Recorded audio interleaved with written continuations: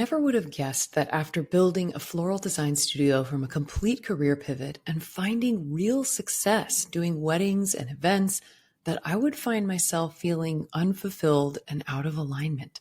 What do you do when you build your dream? You're doing it well. Everyone seems to like that you do it, and everything looks perfect from the outside, but you find yourself in agony inside without any way to explain it. Something is out of alignment, and when it comes to creative entrepreneurship, with the amount of effort and output you need to put into this business and brand experience, if the effort is not also filling you up, it's time to restructure and realign. In today's episode, I'm sharing advice, insights, and experiences from my own real and not just a little bit vulnerable story of how I hit a wall and had to rethink and reshape everything. Through the uncomfortable but utterly necessary process of reckoning with myself, who I truly am, what I'm truly here to do, even if it didn't make sense on paper and seemed absurd after all of the effort I'd put into building the first iteration of my business, I was then able to build a brand I truly love and that is more successful and fulfilling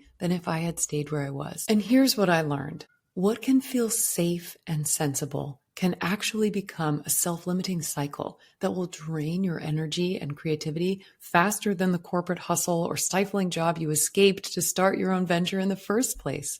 The remedy? Transformation and realignment. And I'm here to tell you that the gifts of that process are far greater than any of the discomfort it takes to get there. Welcome to the Call to Bloom podcast. I'm Jen Cavender, founder of Nectar and Bloom, and your host as we explore tools and holistic methods that empower you to craft an inspired career and a fulfilling creative life. I am a floral artist and educator who left an academic career to build my dream floral design studio. Now I empower flower lovers, florists, and creative entrepreneurs like you to find your aligned path and to build your dream. Together, we go deep into topics covering creative entrepreneurship, health and well-being, sustainability, personal transformation, the art and business of working with flowers, and practices for manifesting a life you love. If you are ready to feel inspired and empowered as you build your next aligned creative chapter, you are in the right place. Now, let's bloom. This episode of the Called to Bloom podcast is brought to you by the Tarot of Flowers. 2 years into my wedding floral design business, I found myself in a little Airbnb in Joshua Tree with my husband Carr over New Year's, curled up in a room full of smoky quartz and earthy artifacts as a hailstorm came through the desert. I was soul searching, journaling about how to grow my business to feel more aligned for me and how to bring together my passions and interests into a unique offering. I have always loved oracle decks and the powerful experience of using a deck or cards as a mirror to look inward for the guidance or insights I'm seeking. I also absolutely love sharing this kind of experience with friends, and I am notorious for pulling out a deck with great excitement at some point in any gathering to invite us all to seek and share insights through it together. And this is how Tarot of Flowers was born. Sitting there with my journal on New Year's Day in the desert, I wrote down that I wanted to create my own oracle deck based on the wisdom of flowers. This was the perfect way to bring together my background in writing, my passion for healing and well-being modalities, and my years of experience working with flowers. Flowers do feel like metaphoric messengers to me, the way they seem to speak specific emotions and meanings into being through their colors, scents, shapes, and gestures. And flowers are also such a hopeful expression of nature, and one that is inherently steeped in emotions. It seemed like a perfect nexus for a flower lover and a seeker to use to look within for insights and guidance. Now, it took me 5 years to bring Tarot of Flowers into being, behind the scenes, while I was mainly focused on my weddings and floral workshops. But after countless evenings of research and drafting and reading drafts aloud to Carr, after getting my talented sister to join me to create all of the beautiful hand-drawn flower illustrations, at last, Tarot of Flowers was a complete project and finally a real artifact in my hands to enjoy and to share. Tarot of Flowers is a completely original tarot deck based in the traditional archetypes of the tarot and interpreted into the language of flowers. It includes 78 hand-illustrated cards that are full of softness and emotion. And it also includes a guidebook that includes everything you need to know about tarot and how to use your deck, how to pull cards and do readings, as well as complete meanings for each of the flowers. Tarot of Flowers is available in my online shop at nectarandbloomfloral.com, a perfect gift for any florist, flower lover, gardener, or seeker. Tarot of Flowers also makes a beautiful addition to boutique flower shops, so please reach out if you're interested in wholesaling. And as a Call to Bloom listener, you can get 10% off your first Tarot of Flowers purchase with discount code CALLED to Bloom. That's CALLEDTOBLOOM, one word, at checkout. And now back to our episode.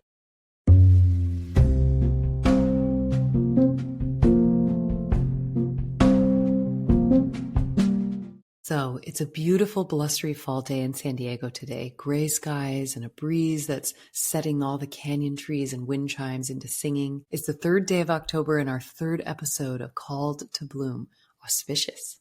In numerology, the number 3 has to do with creativity and expression, which is part of why we're discussing today's topic, finding authentic creative expression in order to build a sustainable business, brand, and success. In this episode, we are diving into advice and insights about transforming a small business into an authentic brand you love and aligning your passions and interests into the brand experience you provide so that your work fills you up while it serves and delights your clients and audience. I'm sharing my own story of building a successful wedding floral design business, finding that something was out of alignment for me, and how I discovered a way to build a more fulfilling, sustainable path forward as a business owner through shaping an authentic brand that I love.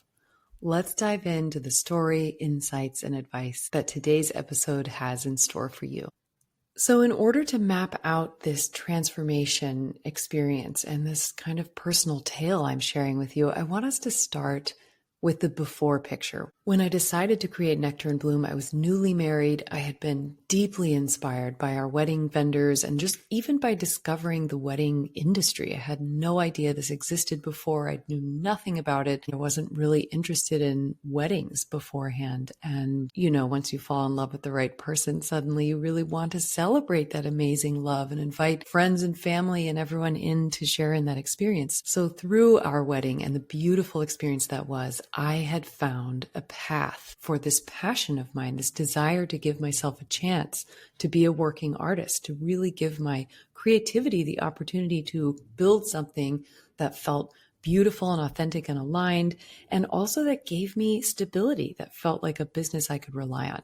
And that was in wedding florals. You may already know my story, so I'll keep it brief here, but before starting my floral design studio, I had been an English professor and an academic and someone who was focused on a career in writing and teaching in academia. The funny thing was, coming to discover that I wanted to create a floral design studio, I had grown up on an organic produce farm. My parents grew organic produce for farmers markets and grocery stores in our area. And my older sister and I built our own little floral business, growing flowers, cutting them, making bouquets, and selling them at the farmers markets. It was a really fun project for us. Each year we would pick out seeds from our parents' seed catalogs. We would decide what we wanted to grow. We would sprout the seedlings, transplant them into our little garden plot, and then water and care for and weed and watch our flowers grow. It was a fun way to have a small business as young kids. And it was a beautiful way for us to bond and connect, as well as be immersed in nature with our hands in the flowers. I never thought that would be part of my future or part of my life in any way after moving away from the farm and going to college in California. But the funny thing about life is that things come full circle, and there are parts of who we are that return to us, that say, this is really who I truly am, even as I grow and evolve. So for me, in discovering the wedding industry and the fact that floral design for weddings and events was an option, I was so inspired. I felt like I was coming home to myself. I felt like I was getting to step into something incredible that would let me create and also give me a market that felt stable and renewable so that I could step into a creative business and feel like that could be something secure and something real for me. And I loved it. Just as I had loved my career in teaching and academia, there were things that I loved.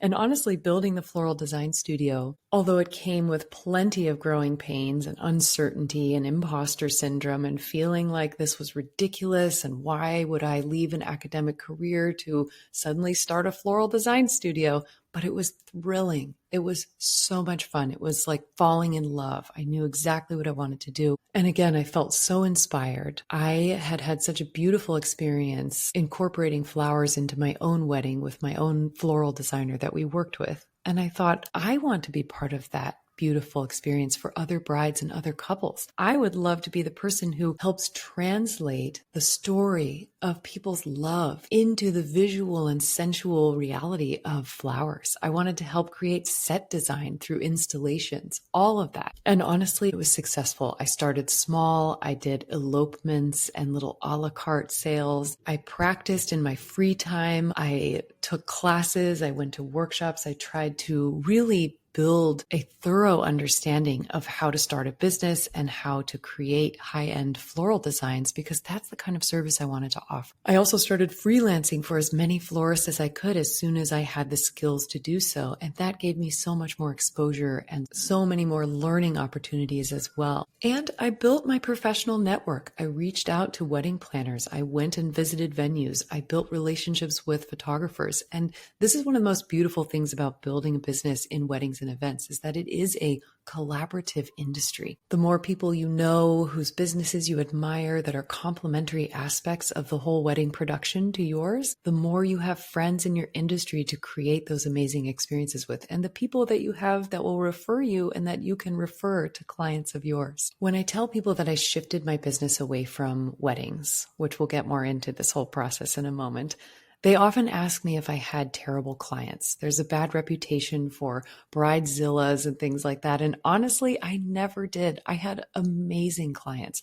I actually loved all of my couples and was so grateful to Flower for their wedding days. It was so meaningful and it felt very successful. And the funny thing was, after several years doing weddings and events that I loved, with clients that I loved, and with vendors whose work I admired, who I really wanted to work with, and who became really dear friends to me, I felt more and more out of alignment. Something was wrong. Something wasn't feeling like I was in my authenticity. And it started to feel less and less sustainable for me as that misalignment grew. It was nothing you could see outwardly. It didn't make any sense. People loved that I was doing what I was doing. I got wonderful feedback about it. But after my events and after the big production weeks, I would find myself feeling unfulfilled. So while I had been able to build a successful business outwardly, I was feeling like inwardly I needed something to change. What I've noticed is that when something is out of alignment, it becomes much, much, much more difficult to sustain. When you first fall in love with something and you know what you want, you have clarity, you have desire, you have drive, nothing will stop you. There's nothing more powerful than that rush of clarity and passion. But that clarity and passion is hard to sustain if it starts to become apparent that what you're doing is actually not authentic to you or not in alignment. And that may be because what you're doing is what you think you're supposed to do. It's what you think you're expected to do. That's how I felt. Whereas what I really wanted to do, what I felt called to do, seemed absurd or strange or outside of what this business was, what I thought it was to be a floral artist. What I eventually realized was it wasn't that doing weddings and floral design was not for me, but it was occupying my time when what my soul really felt called to do was to teach and empower other people, was to offer immersive experiences that gave people a safe space to discover themselves, to discover their craft, to discover their art, and also to bring together a more holistic approach to floral design. I had been an athlete and a yoga teacher and a person very interested in health and well-being prior to coming into floral design and event work. And once I was in the event industry, I noticed right away how demanding and imbalanced a lot of this work can be, especially for florists. We're working with a perishable product. We have very intense timelines, and it feels very dire to make sure that everything gets produced, gets created, gets designed, gets transported and edited and fixed up and installed. Plus, you're also hiring on new people for each event. There's a lot of moving parts and chaos. It's really a cool and challenging and beautiful process, but it's extremely physically demanding, not just from the labor side of carrying buckets and moving things and lugging and loading in and loading out, but also from the hours in the timeline. Flower markets open early in the morning, and the design work and the production work isn't done until it's done. So you may have even a hard time making space for grabbing lunch or having a snack or remembering to stay hydrated. So I felt called right away, first for my passion to teach and empower others to step into an educator role in the design work and the wonder of building this business. And secondly, to help teach it in a more holistic way so that people like you and like me could do this more sustainably, could take care of our bodies and our minds and our nervous systems while we create this beautiful floral work that we're here to do. I knew it was time to shift something when I found myself journaling a whole bunch of different ideas of what I needed to create to feel like I could grow. Also, I was realizing that I had been on a wellness retreat a few years before, and I had realized on that wellness retreat, going through this transition, starting my new business, that the thread inside of everything that I do is that I love to empower and inspire. I want to feel empowered and inspired, and I love to empower and inspire others. And if that can be present, then I feel fulfilled. So my career might take different shapes and expressions over time, but I want it to serve those two purposes because that lights me up. That makes me feel excited. I want to be able to grow and learn. I want others to be able to grow and learn. I want to step into and create a dream that feels like it can be a legacy, and I want that for you too. So in doing weddings, what I realized was I needed more of an avenue to be able to inspire and empower, to create experiences that allowed for that to happen. And it expressed itself in feeling dissatisfied and in some kind of strange internal agony after my weddings that were all successful and really wonderful and also really dear to me. But I found myself having these cravings for creating a new avenue of expression. How could I bring together my writing with my floral design? How could I bring together my love for teaching into floral design? And so there was an aspect of trying to call in and bring parts of myself together so that more of me could fuel and sustain this business. That actually bringing together more of who I really am would allow this business and this work to be more fulfilling and more sustaining for me, as well as the output I was putting out to create for my clients. So it was this kind of soup of experiences and success, but feeling unfulfilled, of craving a new way to bring myself together to sustain this business and to feel like I could create something more aligned for who I am and how I want to serve. That became my catalyst for change. The truth is, anytime we need to make a change in life, it's going to be uncomfortable. And often the pain of where we currently are needs to be worse than the pain and discomfort of facing the unknown and moving into the uncertainty. And that happened for me.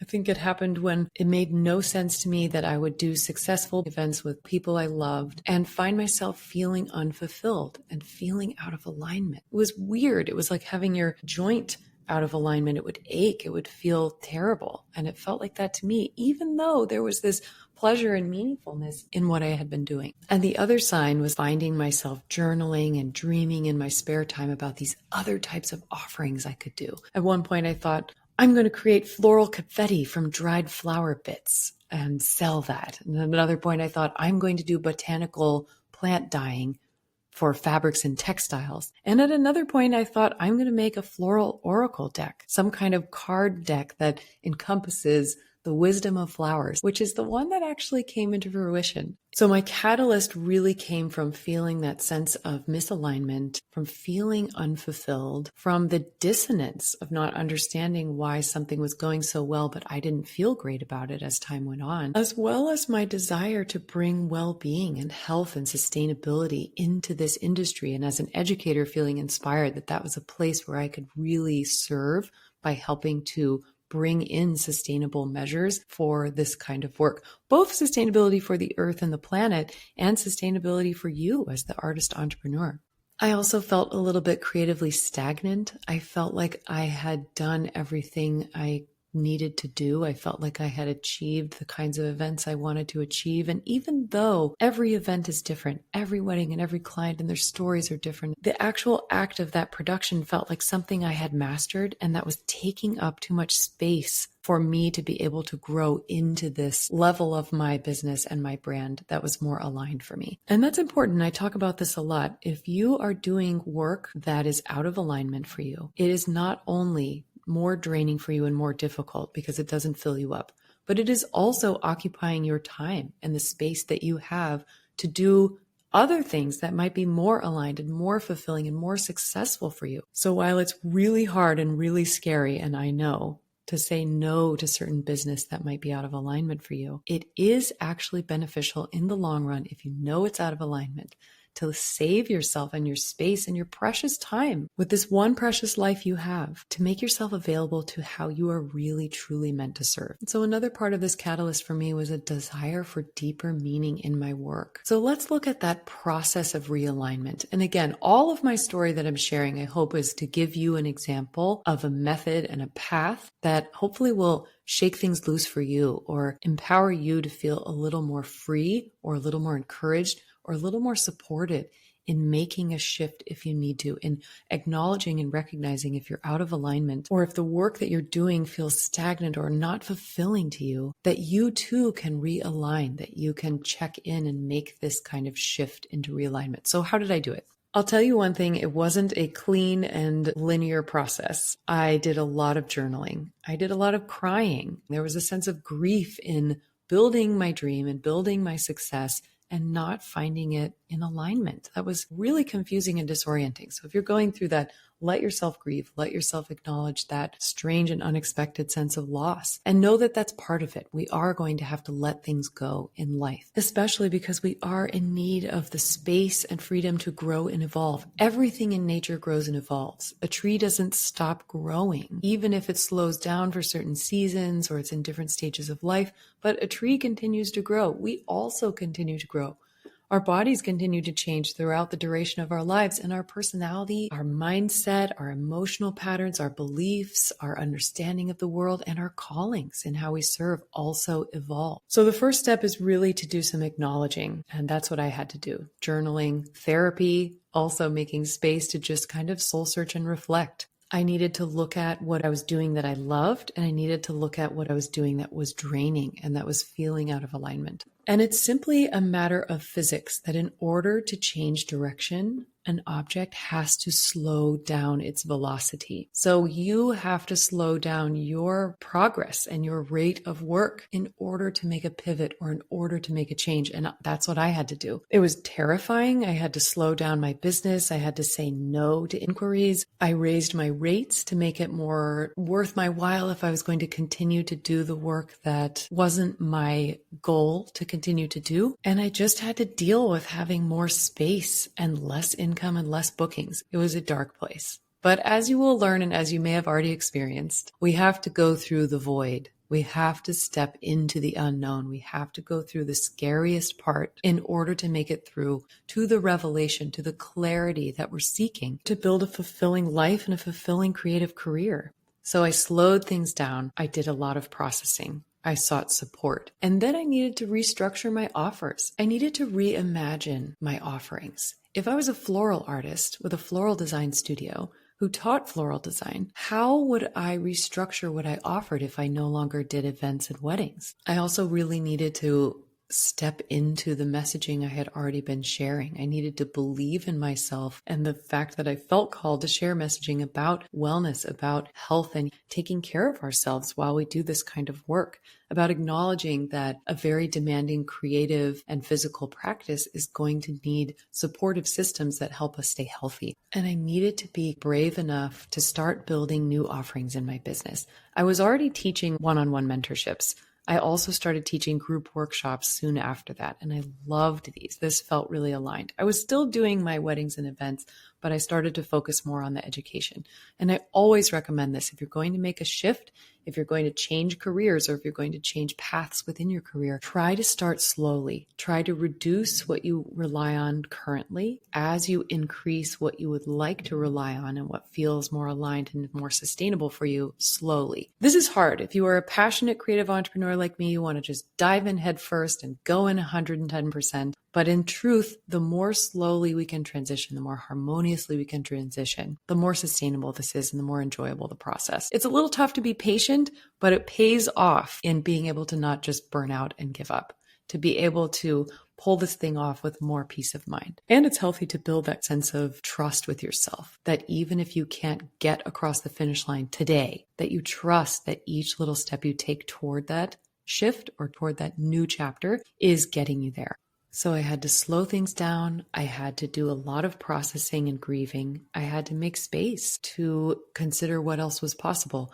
And I had to be courageous and step into what I believed and what I felt was true to me, trusting that my audience would come with me, trusting that my audience would know this is where we're headed. This is how I can serve you in a way that is more authentic to me. And that really was more of an expansion of what I was already doing rather than any kind of complete 180 pivot. I had already done that leaving academia and doing floral design. Once I was in floral design, then it was calibrating. And that's what I want for you too. Then I also wanted to bring in and integrate more of myself, to also integrate these other parts of me that wanted to join and be part of my business. And that was my background in writing. That was partly my background in academia, loving to create courses of study and teaching. That was my background as a yoga teacher and as someone who studies Ayurveda, which is an ancient system of self-healing and health and well-being, and being able to bring these different parts of myself and these passions and these things that were so important and so powerful in my life and so big in my life into my work as a floral artist.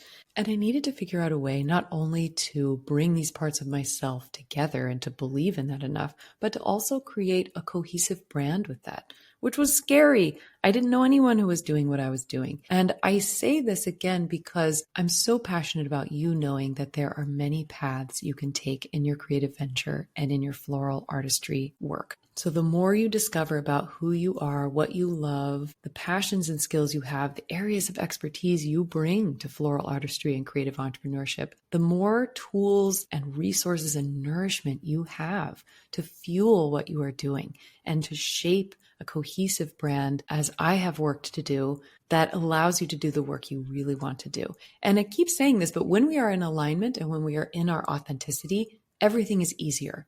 When we are out of alignment and out of authenticity, the effort to do the amount of work we need to do as creative entrepreneurs is so much harder, such a much steeper climb than when we are in alignment and excited and our passions are fueling what we are doing. It becomes so much more delightful, so much more sustainable, and so much more fulfilling over time. Within that process of realignment, I did have to let go of old models. I did have to let go of what I had started out to do. Not entirely. I knew the whole time it wasn't nectar and bloom that was out of alignment, and it wasn't doing flowers or working in flowers or teaching that was out of alignment. It was that I was doing too many things, and that some of the things that got me started, like my wedding and event work, I had outgrown. What I did realize was that everything I had learned and done became a tool for me to share with others. I was already teaching in my workshops how to create and execute weddings and events. My experience, because I am an educator at heart, is to learn and master something and find the tools and resources and tricks of the trade and to formulate that into experiences and tools and resources for others on my path. Maybe that's how you are too, or maybe there's a different inner calling behind what you do that you are discovering that fuels your work as a floral artist and as a creative entrepreneur. Keep seeking that. And we'll get more into that a little later in this episode. My point here is that it can be very challenging emotionally and cognitively to let go of the early work, to let go of the old models that helped you get where you are today. It was hard for me. It sometimes still is. Sometimes I reach out to my wedding vendor friends. I miss them. It was amazing the things we created together. And I trust that on my journey right now, I'm most called to produce floral experiences and to teach and educate and empower others in floral artistry, as well as share flowers as a transformational and inspiring medium of art and of nature. As I let go of some of the work I started doing, I really had to believe in and embrace and start to dream up and build the offerings that would take that place. In the process of my floral artistry career, as I said, I started teaching mentorships and workshops right away. Then I started creating online courses because I wanted people to be able to access floral artistry education from anywhere.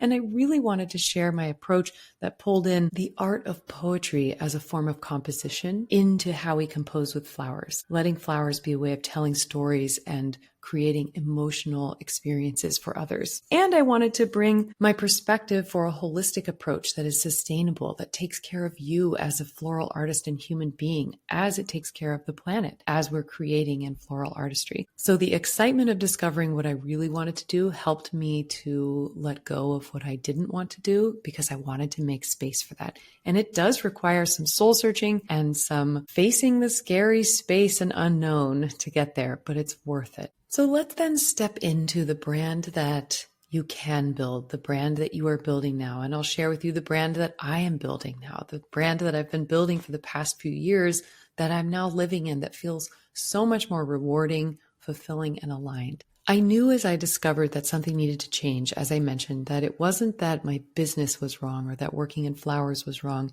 It was that within that business, something needed to shift. For me, that was a pivot into really focusing on floral education. I'm a Scorpio. My whole soul and being is all about transformation. I'm also in Ayurveda a Pitta dosha, so someone that is more of a fire constitution that is very metabolic and transformative and all about this alchemy in life, making something into something else. And so creating transformative floral education felt really aligned. I also expanded my mentorships. Instead of being a one-day, one-on-one workshop, now it's a 2-day studio immersion. I also introduced well-being experiences. We offer retreats and what I call bloom circles on full moons and new moons, where people come for an immersive floral experience, tarot card reading from Tarot of Flowers, and a deeply resetting and relaxing sound bath. Everyone needs different relaxation and nervous system nourishing activities, or sort of anti-activities, more of a chance to just receive. And I think through knowing that myself, through facing burnout, I was able to find these healing modalities that I also want to share with others. So that became part of my work too. As I began building the new brand experience, I was bringing together these different nuanced parts of myself and also expanding and improving the offerings that I really love and calibrating them to you, to my audience, to making them more fulfilling and successful and nourishing for you. And then there was creating the Tarot of Flowers deck. That was a long-term process behind the scenes while I was still doing weddings, also teaching workshops and building online courses. In the background, I was writing this big manuscript, assigning different meanings for each of the flowers to each of the traditional archetypes of the tarot, separating flowers into sword-like flowers for the suit of swords and cup-like flowers for the suit of cups, and reading about all of these meanings and matching them up with the understanding that I have through working with flowers of how flowers behave and what their metaphoric messages are for us, and matching that with researching folklore about each of these flowers and bringing together an experience and what I hope is a gift for anyone who gets to interact with Tarot of Flowers that brings together the wisdom of healing and introspection with the metaphoric guidance and messages of flowers. So eventually, the tarot deck became the first kind of hard good gift that I could offer. So each of these pieces became part of this new brand. How could I be a floral artist and educator devoted to immersive experiences, transformation, and well-being? Well, you start to become that. If you're looking at your floral artistry business or your creative entrepreneurial venture and thinking, this is out of alignment, start to really dive into what is exciting. How can you start to bring that together? Because I would like my story and my example to be something that really supports you in knowing that this does not have to take one shape and that it can actually be more successful, way more fulfilling, and more sustainable for you over time. So the difference for me now is that the work that I do now really supports my clients and my students and my audience, and it supports me. I'm not doing work that I'm just good at, but that doesn't fill me up. I'm doing work that I love, that I put my heart and soul into, and that brings me joy to do. There's an amazing book called The Big Leap by Gay Hendricks. If you haven't read it, go have a read. It's a really empowering and really clear and beautiful book about stepping into your truth. And it's called The Big Leap because it takes a big leap. It takes a big leap of faith. It takes a big, scary jump out of what you know into what you really want to do. And in this book, the author describes essentially a framework that's very helpful. We have these different zones in life that we can get stuck in or that we are trying to get to.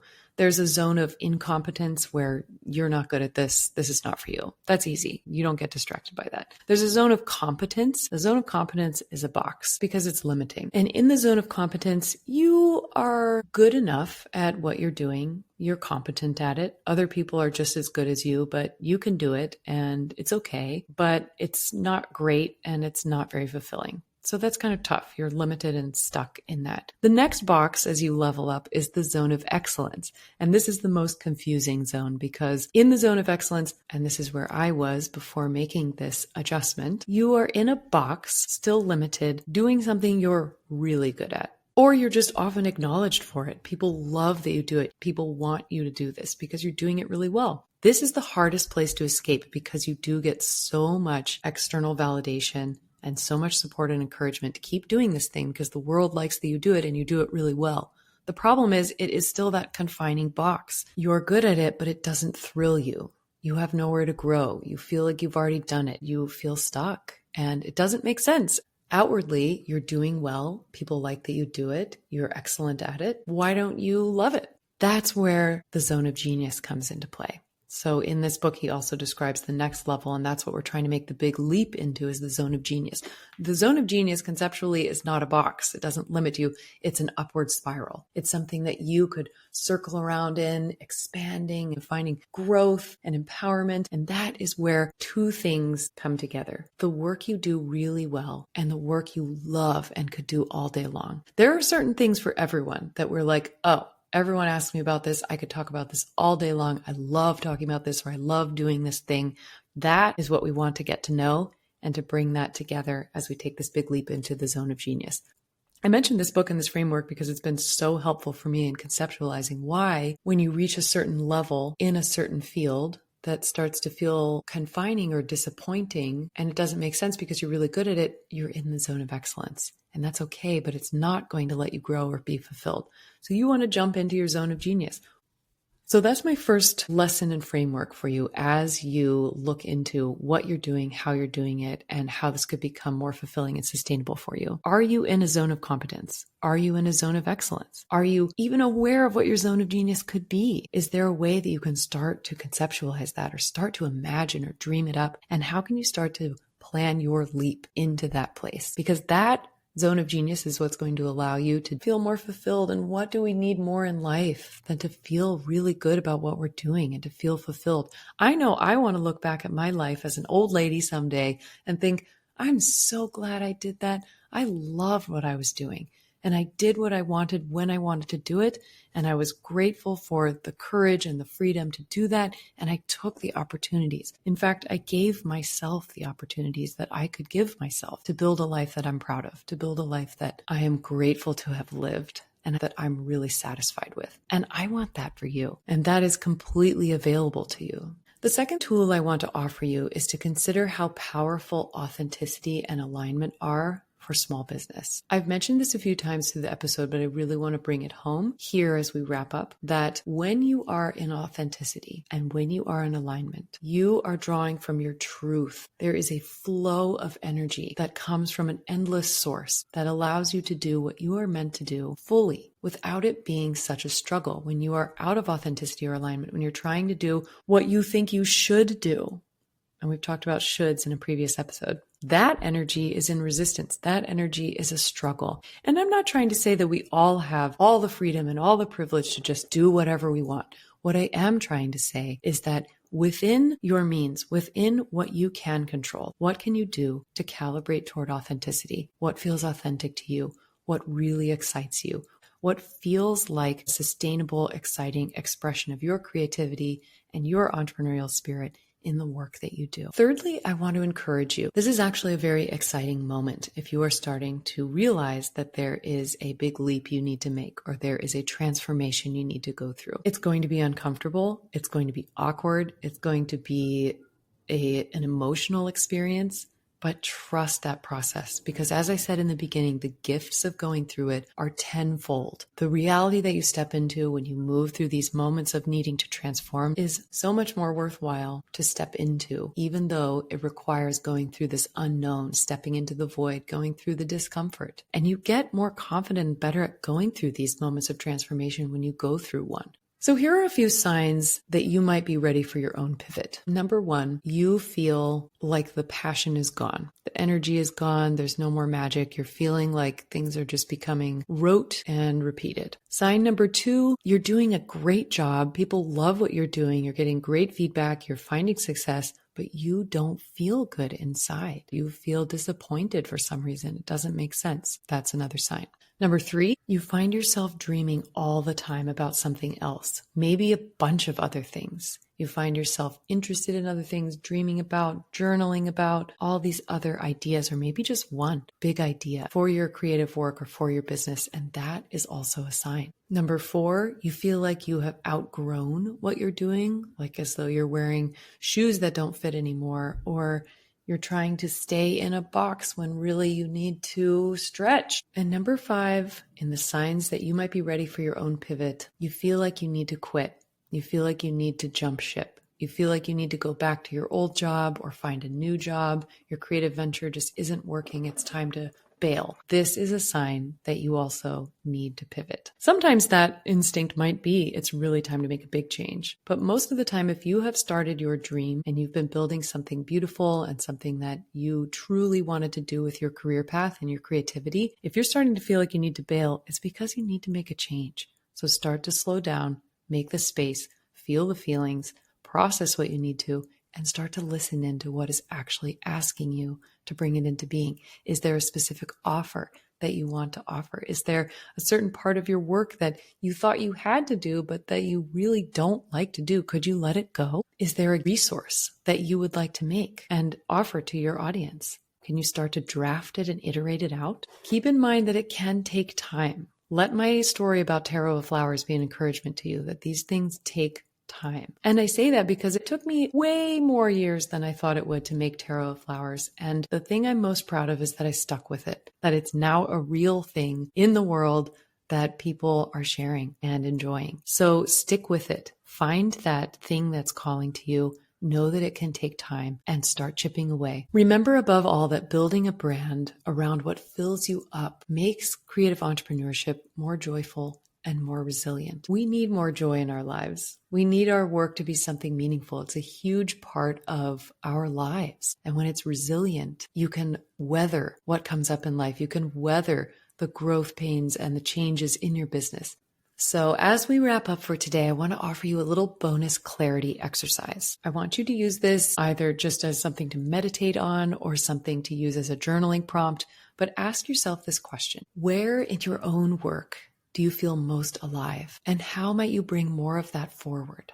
As you explore this prompt, think about what you love about what you do. It's also helpful to get clear about what you don't love about what you do and make a list of the following. 1, what you love most about your work. What makes you feel most alive and full of purpose? What makes you feel most fulfilled? 2, what is missing that you dream about doing or having the space to do? What is really exciting to you that you want to do or move toward? 3, what do you not love about your work? Separate this into 2 categories, what you have to do and what you don't actually have to do. 4, looking at that first category, what you have to do. What can you get better at through seeking support, training, education, or advice to improve your systems and have an easier time doing what you need to do that you don't love at the moment? And 5, looking at the second category, what you don't have to do. What can you let go, delegate, or leave behind that you don't love and you don't need to be doing yourself in your work? This is going to give you a lot of clarity as you explore the pivot or transformation that you are excited to make.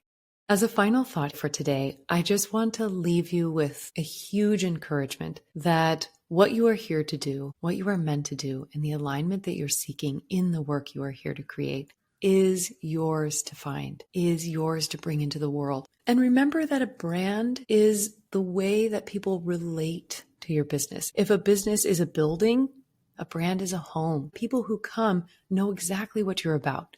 They can recognize themselves in it. It's a beautiful way to attract your ideal clients. So trust your instincts, pivot and transform in the areas that you need to so that the work you do is sustainable, is fulfilling, and is aligned, and so that it's easier to attract the clients that are here for your services.